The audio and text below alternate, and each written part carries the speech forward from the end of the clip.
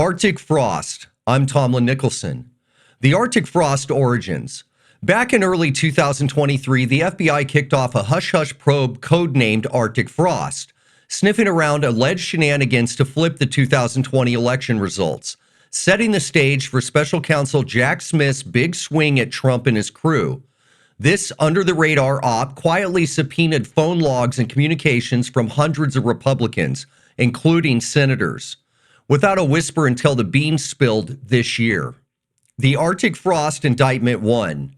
By June 2023, Jack Smith dropped his first hammer, indicting Trump on federal charges tied to those election overturn efforts, all sprouting from the Arctic Frost roots at the FBI. The case zeroed in on fake electors and pressure plays, but the surveillance net cast wide, hauling in data from unsuspecting GOP heavyweights. The Arctic Frost second strike. Come August 2023, Smith doubled down with another indictment, cranking up the heat on Trump's inner circle while the Arctic Frost machine churned out over 197 subpoenas to 34 folks and 163 businesses for financial dirt. Behind the scenes, agents tracked calls from senators like Lindsey Graham, all greenlit by courts but smelling like political fishing to critics. The Arctic Frost briefing. On August 6, 2023, a key briefing laid bare the Arctic Frost blueprint, including call logs that would later ignite fury over spying on elected officials. This intel dump fueled Smith's aggressive push, but kept the full scope of Republicans targeting under wraps for the time being. The Arctic Frost election twist.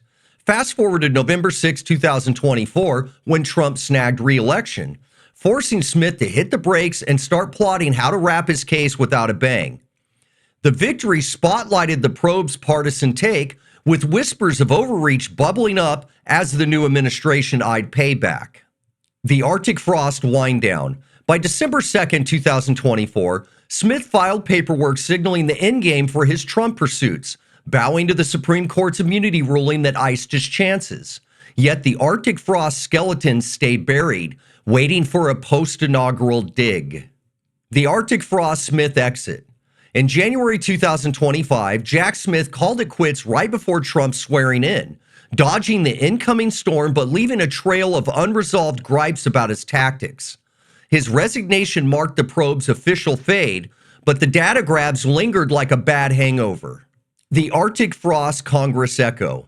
On February 3, 2025, Senate chatter in the congressional records flagged Arctic Frost as the shady core of Smith's electoral chase, hinting at the massive subpoena sweep. Lawmakers started poking, but the full outrage waited for declassification. The Arctic Frost revelation. October 29, 2025 saw Senator Chuck Grassley blow the lid off, revealing over 400 Republican targets in Arctic Frost documents from new FBI Director Kash Patel. The subpoenas hit senators and allies, sparking cries of Biden-era enemies lists and deep state dirt digging. The Arctic Frost scandal erupts. By November 3, 2025, articles branded Arctic Frost a real scandal, comparing it to Watergate for snooping on polls without charges sticking. Trump labeled Smith a sleazebag as GOP demands for disbarment and probes ramped up. The Arctic Frost deep dive. On November 6, 2025, Yahoo dissected the op as a surveillance overkill, noting how a narrow election probe ballooned into Republican-wide tracking. Firing of involved FBI agents followed, with Kash Patel cleaning house amid bipartisan backlash.